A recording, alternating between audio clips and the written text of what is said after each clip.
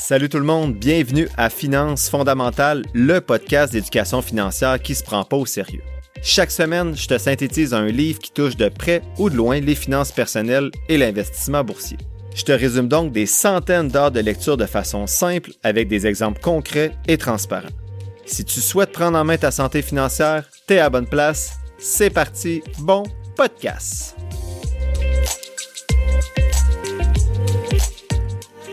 Salut tout le monde, bienvenue au 109e épisode de Finances fondamentales. Je suis bien heureux ce matin d'être avec vous pour faire la synthèse du livre de Raphaël Carteni, écrit en 2020, qui s'intitule « La magie des dividendes », mais surtout heureux d'être avec vous en cette veille de réveillon pour vous souhaiter joyeux Noël.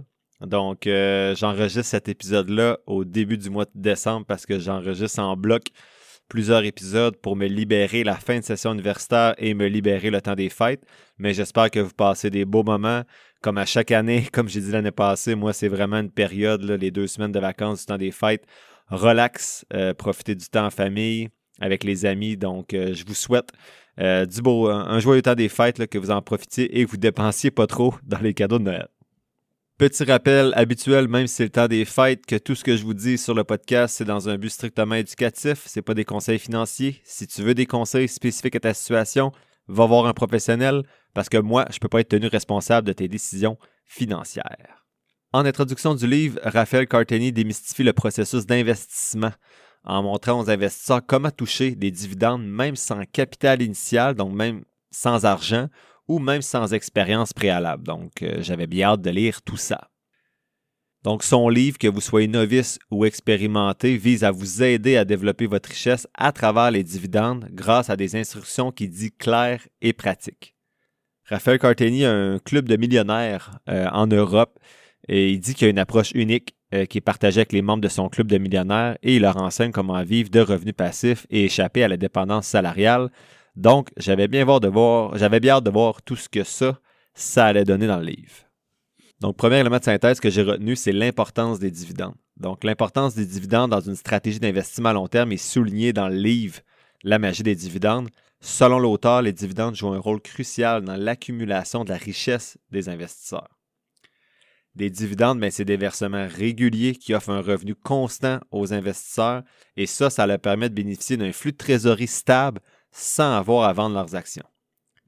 Selon l'auteur, cette caractéristique-là des dividendes est particulièrement avantageuse pour ceux qui planifient une retraite ou qui aspirent à financer des projets à long terme. Ici, je me positionne déjà, j'ai dit « OK, mais je trouve que c'est un peu joué avec le psychologique là, de voir apparaître de l'argent. Si je fais 5% de dividendes sur 1 million pour ma retraite, donc 50 000, ou bien que je vends pour 50 000 d'actions, je peux quand même retirer un montant. Si pendant 30 ans, dans mon FNB passif, j'ai plutôt 1,6 million parce que les rendements étaient meilleurs qu'avec des titres uniquement à dividendes par rapport aux 1 million avec des titres à dividendes, ça équivaut à 3,1% de retrait comme un dividende et non pas 5%. En gros, ce que je veux dire, c'est qu'il faut être prudent de ne pas juste voir le dividende comme de l'argent gratis. Ce que les compagnies vous versent comme dividende, souvent, ils ne réinvestissent pas dans leur croissance. Si tu as 1 million d'actifs nets et que tu fais 5% de dividendes ou que tu as 1,6 million d'actifs parce que tu as eu des meilleurs rendements parce que tu n'avais pas juste des actions à dividendes, mais le 5% qui vaut plutôt à 3,1% d'actions que tu as à vendre. Donc, c'est beaucoup plus avantageux dans ce cas-là. Donc, bref, attention, ce n'est pas de l'argent gratuit, c'est les compagnies qui vous redonnent des profits qui ne sont pas utilisés pour leur croissance ou l'acquisition de parts de marché. Donc, mon positionnement ici, c'était vraiment pas de vous dire de ne pas investir dans des actions à dividendes, mais juste de ne pas voir ça non plus comme de la magie, comme le dit le titre du livre. L'auteur affirme également que les dividendes vont contribuer à renforcer la résilience d'une stratégie d'investissement. En période de baisse de la valeur des actions, selon lui, les dividendes vont agir comme un rempart contre des éventuelles pertes. Il dit qu'en plus de ça, les entreprises qui versent régulièrement des dividendes sont souvent perçues comme étant plus stables que celles qui n'en versent pas.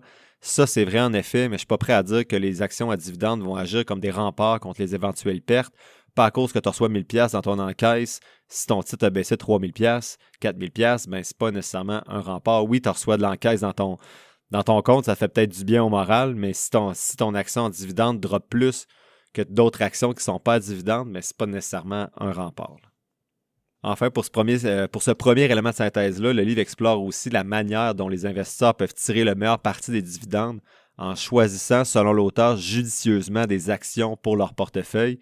Ça va impliquer de privilégier des entreprises qui offrent une rentabilité solide et qui ont une santé financière robuste. On voit ça au prochain point. Donc, le point 2, le deuxième élément de synthèse, ce sont les critères cruciaux à regarder selon l'auteur. Donc, dans l'ouvrage, Raphaël Carteni explore les critères qui sont cruciaux selon lui pour sélectionner des actions à intégrer dans un portefeuille qui est axé sur les dividendes. Ces critères-là vont comprendre le rendement des dividendes, la stabilité des versements, la santé financière de l'entreprise et son positionnement économique. Pour le premier point, le rendement des dividendes. Le rendement des dividendes, là, c'est un ratio qui va mesurer le montant des dividendes distribués par une entreprise par rapport à son prix. Donc, c'est calculé en divisant le dividende annuel par le prix de l'action. Les investisseurs vont souvent chercher des actions qui offrent des rendements élevés en dividendes parce que ça peut fournir un flux de revenus qui est régulier pour l'investisseur, même lorsque le marché est volatile. Donc, si une entreprise donne 1,50 $, donc 1,50 $ de dividende annuel et que son prix est à 30 $, ben 1,50 divisé par 30, ça donne 5 % de rendement. Donc, c'est ça qui est identifié si vous êtes sur Yahoo Finance, là, quand il appelle le dividend yield, dividende espace YIELD sur Yahoo Finance, ben c'est ça, le 5 % annuel de dividende. Attention, si vous avez un dividend yield élevé, donc un rendement du dividende, j'aurais pu le dire en français, un rendement du dividende élevé en pourcentage, c'est parfois un mauvais signe, même s'il y a d'autres critères qui ne sont pas respectés. Donc, par exemple, un payout ratio de 200 % et aucune croissance, ça veut dire que l'entreprise a payé 2 fois plus de dividendes que ce qu'elle a fait comme profit et en plus, il n'y a eu aucune croissance dans l'entreprise. Donc, il faut faire attention, un dividende élevé, ce n'est pas nécessairement toujours bon signe. Quand je dis que ce n'est pas bon signe, ça veut dire si, exemple, la compagnie donnait 1,50 $ de dividendes, puis qu'elle donne toujours 1,50 $ de dividendes 2 ans plus tard, mais elle est passée d'un rendement du dividende de 5 % à 12 %, ben c'est juste parce que le prix de l'action a baissé. Donc, ce que vous allez chercher en dividende supplémentaire, mais même pas en dividende supplémentaire, là, vous avez toujours le 1,50 $ par action, ben c'est beaucoup plus petit, en fait beaucoup plus grand par rapport à la valeur du titre, mais vous avez tellement perdu en gain en capital que le 12 % de dividende n'est plus nécessairement intéressant. Deuxième critère que l'auteur regarde, c'est la stabilité des versements. Donc ça fait référence à la constance avec laquelle l'entreprise va distribuer les dividendes aux actionnaires. Habituellement, les investisseurs vont préférer les entreprises qui ont un historique de versement de dividendes qui est fiable et prévisible. Ça peut être un indicateur de la solidité financière et de la confiance de la direction dans les perspectives futures de leur entreprise. Ça fait référence un petit peu, là, ça se rapproche de la stratégie du growth dividend, là, la dividende de croissance, là, où tu investis seulement dans des entreprises qui ont augmenté leurs dividendes régulièrement depuis X années. Ça suggère, mais en fait, ça démontre que naturellement, l'entreprise a une bonne santé financière et un bon potentiel de croissance parce qu'elle est capable d'augmenter son dividende de façon régulière depuis plusieurs années. Bien sûr, si l'entreprise le fait avec un ratio de paiement de 300 % ses profits, ben c'est pas la même game, là. C'est pour ça que c'est important de ne pas juste regarder le dividende, mais de regarder aussi la santé financière de l'entreprise. Puis ça, c'est le troisième critère que l'auteur regarde. Donc, la santé financière de l'entreprise, ça fait référence à sa capacité à générer des revenus, à maintenir des marges bénéficiaires qui sont saines, à gérer efficacement sa dette et à maintenir une croissance qui est stable et durable. Les investisseurs vont souvent regarder les états financiers d'une entreprise comme le bilan, le compte de résultats puis les autres ratios financiers pour évaluer la santé de l'entreprise avant d'investir dans ses actions. Donc ici, on voit que l'auteur fait référence à une analyse fondamentale, notamment j'en parle dans les épisodes là, 18, 19, 21, 23, 24, 30, 50 et 71 pour nommer que ceux-là, et c'est ce que je présente également dans mon outil d'analyse que je partage à mes abonnés. Par contre, dans ma stratégie, je le fais, mais je ne me concentre pas nécessairement juste sur des entreprises qui offrent des dividendes. Quatrième critère que l'auteur regarde, c'est le positionnement économique de l'entreprise. Donc ça fait référence à sa position concurrentielle sur le marché, là, puis à sa capacité à prospérer dans son environnement économique. Donc les investisseurs vont regarder des facteurs comme le marché de l'entreprise, les parts de marché plutôt de l'entreprise. Y a-t-il des avantages concurrentiels, là, un moat qu'on appelle en anglais? Elle a-t-il une capacité d'innovation, une résilience aux fluctuations économiques? Donc, les investisseurs vont regarder tout ça pour voir son potentiel de croissance à long terme dans son secteur. Donc, en combinant ces différents critères-là là, ou stratégies d'investissement, les investisseurs vont pouvoir, selon l'auteur, bien sûr, rechercher des actions qui offrent des rendements stables en dividendes et qui proviennent d'entreprises en plus qui sont financièrement solides et qui sont bien positionnées sur le marché. Bon, l'auteur donne ensuite des pistes, là, des conseils pour bien comprendre les états financiers, analyser les recommandations des analystes, des experts financiers et suivre les tendances du marché. Il souligne notamment l'importance de la patience et de la persévérance, mais surtout de comprendre la construction d'un portefeuille de dividendes, en particulier l'importance en fait d'un portefeuille de dividendes lorsqu'il y a de la volatilité sur le marché boursier, donc lorsqu'il y a des baisses du marché. Donc, plutôt que céder à la panique ou de suivre le troupeau, il encourage plutôt les investisseurs à rester fidèles à leur plan d'investissement à long terme, mais ça, c'est un conseil qui est bon autant pour les actions dividendes que pour l'investissement dans des FNB indiciels. L'auteur termine ce point-là en présentant diverses stratégies de construction de portefeuille comme la stratégie de dividendes à long terme et la stratégie de rotation de dividendes. Donc, c'est les deux stratégies que je présente dans les points suivants. Você ama ter mais flexibilidade para estudar? Use a sua nota do Enem e venha para Anhembi Morumbi. Aqui você pode escolher qual modalidade se adapta melhor à sua rotina. Presencial, semipresencial ou ensino à distância. Tudo com uma metodologia inovadora e prática desde o início do curso. Descubra por que milhares de alunos amam estudar aqui. Acesse anhembi.br e garanta a sua vaga mesmo antes do Enem. Anhembi Morumbi. Aqui tudo acontece. Sonha em fazer faculdade, mas tem medo de não dar conta? Calma, escuta só o recado da Rebeca Andrade. Brilha sem medo. A universidade é o seu lugar, sim. E a Estácio tem soluções que provam isso. Acredita, eu também sou aluna. Viu só? Agora aproveita que os cursos estão a partir de R$ 129 por mês e inscreva-se em estácio.br. Brilha sem medo. Brilha com a maior do Brasil.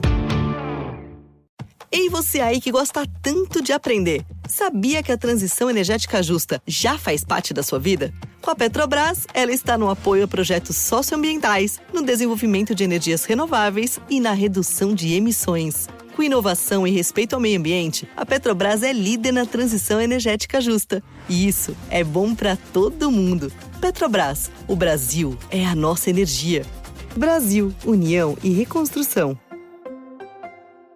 Tem um momento na carreira que precisamos dar um passo além. É hora de fazer uma pós-graduação. Só que muitas vezes o custo pesa no bolso, inviabilizando tudo. Com a pós-graduação do Senac, você não tem esse problema. Cursos com até 50% de desconto e muito mais tempo para pagar. TCC opcional, modelo flexível com aulas presenciais e online e alguns cursos com apenas 12 meses de duração. Não tem mais desculpa, hein? Saiba mais em sp.senac.br/pós-graduação.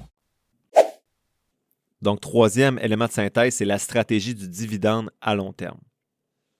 Donc, la stratégie du dividende à long terme de l'auteur se concentre sur la construction d'un portefeuille d'actions solide, axé sur les dividendes bien sûr, et le but, c'est de générer un revenu passif stable sur le long terme. Donc, cette stratégie-là repose sur plusieurs principes clés. Je vous en nomme 4, les 4 principaux. Premier principe, c'est de sélectionner minutieusement les actions. Donc, l'auteur recommande de choisir des entreprises qui sont réputées pour leur historique de versement de dividendes qui est stable et croissant. Donc, le dividende n'a jamais été oublié, bien pas oublié, là, mais n'a jamais été annulé, on va dire. Je ne trouve pas le bon mot en ce moment. Et il a été, la plupart du temps, en croissance. Donc, une entreprise n'a pas donné 1,50$ pendant 15 ans. Donc, elle a donné 1,50$, 1,55$, 1,62$, etc. L'auteur met l'accent aussi dans la sélection minutieuse des actions sur la recherche d'entreprises qui ont un potentiel de croissance à long terme. Donc ici, on fait vraiment référence au growth investing, donc la croissance du dividende depuis X années avec un potentiel de croissance futur. Ça signifie que l'entreprise va avoir des bons fondamentaux. Donc, je vous nomme notamment là, le podcast Moves on the Loose et le podcast Dividend Guy Podcast. C'est le même podcasteur sur les deux, là, donc Moves on the Loose et Dividend Guy Podcast. Sur ce podcast-là, c'est la stratégie que le podcasteur présente. Il vend un site là, qui permet de cibler ces actions-là. Donc ça, on appelle ça le growth investing, dividend growth investing. Donc c'est vraiment d'investir dans des entreprises dont le dividende est croissant depuis plusieurs années. Deuxième principe clé du dividende à long terme, c'est d'investir régulièrement et de diversifier. Donc, pour construire un portefeuille de dividendes à long terme, l'auteur encourage les investisseurs à investir régulièrement dans des actions de qualité tout en diversifiant leur portefeuille pour réduire les risques potentiels. Donc ça peut se faire progressivement en ajoutant au fur et à mesure là, des nouvelles actions dans votre portefeuille. Par contre, ici, je me positionne un peu. Je trouve ça difficile de diversifier lorsqu'on a seulement des actions de dividendes, surtout au Canada, par exemple, parce que les dividendes, ceux qui offrent des dividendes intéressants et croissants sont souvent dans les domaines comme la finance, l'énergie ou la consommation de base. Troisième principe clé, c'est le réinvestissement des dividendes. Donc, il dit qu'une partie importante de la stratégie du dividende à long terme, c'est de réinvestir les dividendes que vous recevez pour acheter davantage d'actions de l'entreprise ou pour diversifier davantage votre portefeuille. Donc ça, bien sûr, vous comprenez le principe. Si vous recevez des dividendes puis vous les sortez pour vous acheter du linge, bien, vous ne réinvestissez pas ces dividendes-là puis vous perdez toute la magie des rendements composés. Quatrième principe clé, c'est la patience et la discipline.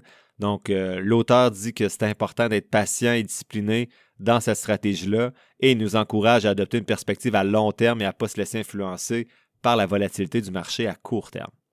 L'objectif, c'est de conserver des actions de qualité pendant plusieurs années en profitant du dividende croissant au fil du temps. Donc, en gros, le dividende à long terme, c'est de cibler de bonnes entreprises qui offrent un dividende qui est croissant depuis plusieurs années. Quatrième élément de synthèse, c'est la stratégie de rotation de dividendes. Donc, la stratégie de rotation du dividende, c'est une approche qui consiste à, en fait, réinvestir les dividendes que vous avez reçus d'une action dans une autre action qui génère également des dividendes.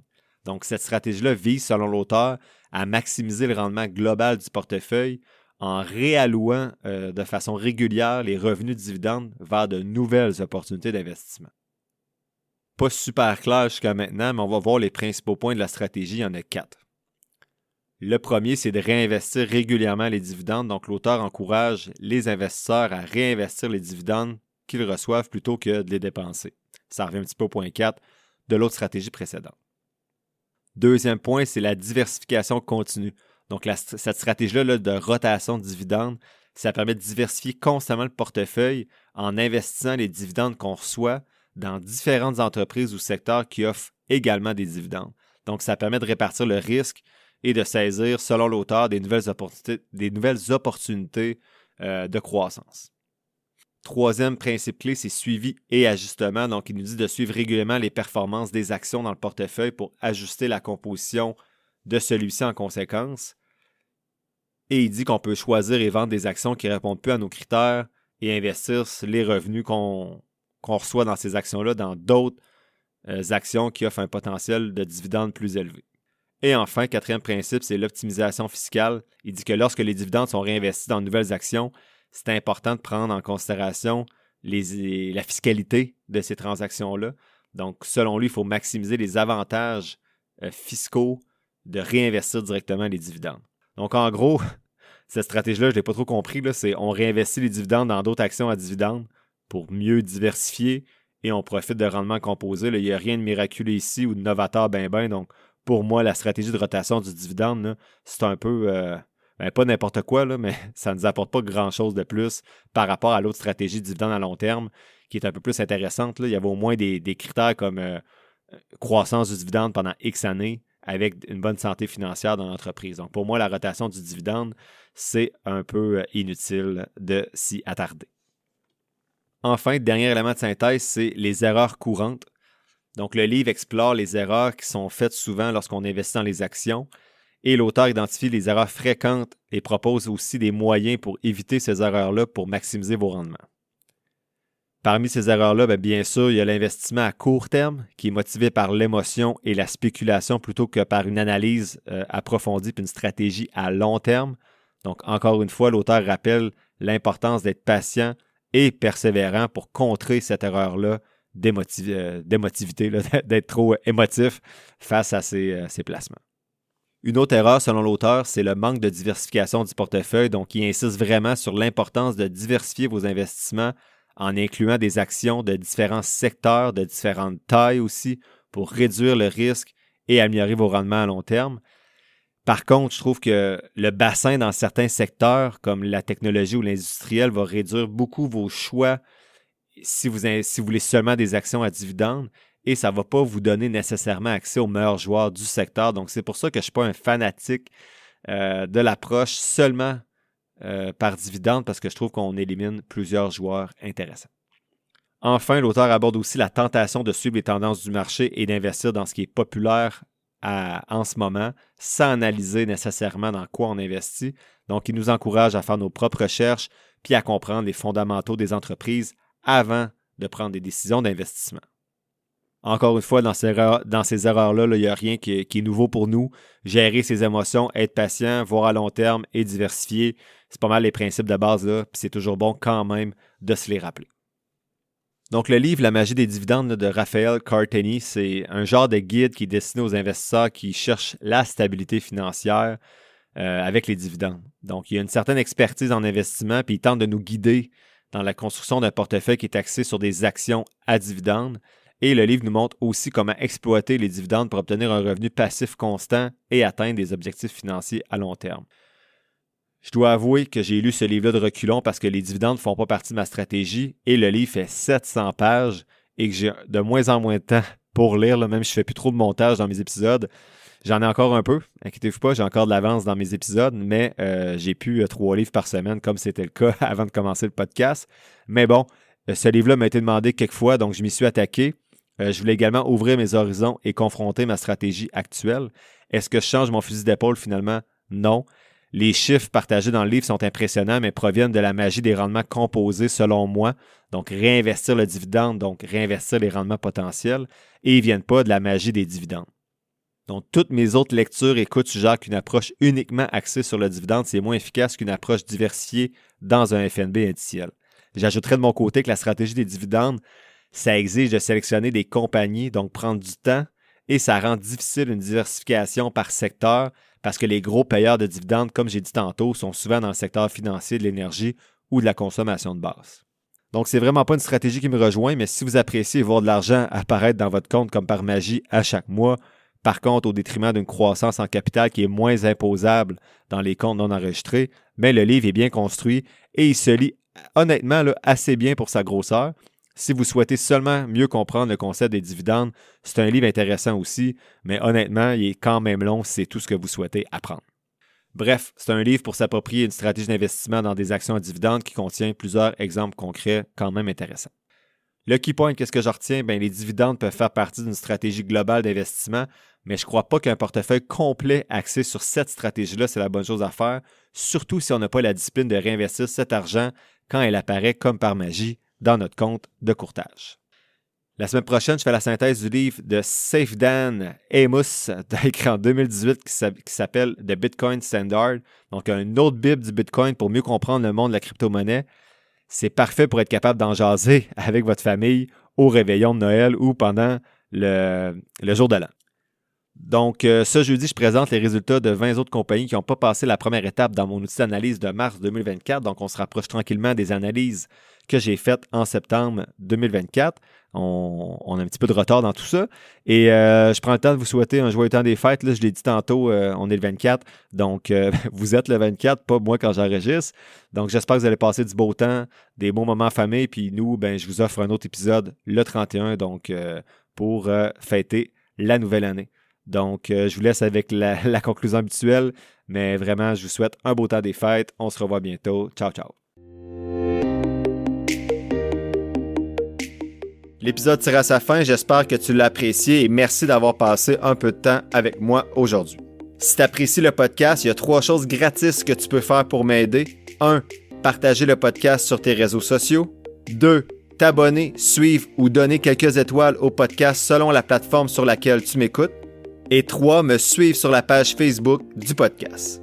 Si tu veux me soutenir davantage, tu peux t'abonner pour $3,99 par mois au podcast et ainsi avoir accès à un épisode spécial supplémentaire chaque mois, en plus d'avoir accès à mon outil d'analyse. Toutes les informations pour me soutenir sont quelque part dans la description de l'épisode. Sinon, oublie pas que je suis pas un expert, prends jamais ce que je dis pour du cash, fais toujours tes propres recherches. Sur ce, merci encore pour ton écoute et on se voit dans le prochain épisode de Finances fondamentales.